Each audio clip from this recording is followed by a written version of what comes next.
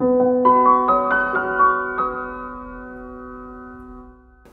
that young age, sure, you can do it, and we do it. And there are other patients that have juvenile rheumatoid arthritis that are teenagers that have these procedures done. And the age by itself is not a definite no.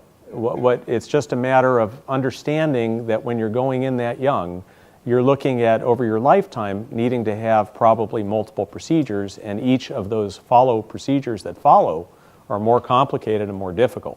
And on the other side of it, we get patients, am I too old to have this done?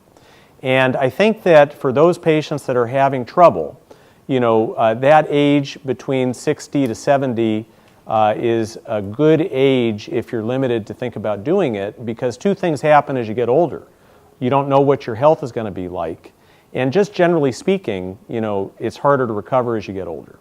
There are people that fracture and break their hip in their 90s, and we're doing, partials, if not totals.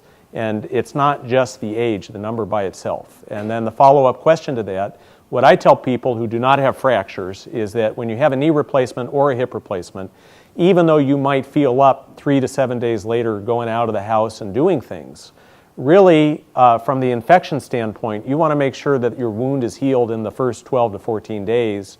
I like people to just be at home and getting up every hour or two and walking around for 5 or 10 minutes, not out of the house. In terms of getting back to a desk job, it's typically feasible 2 weeks later to do that.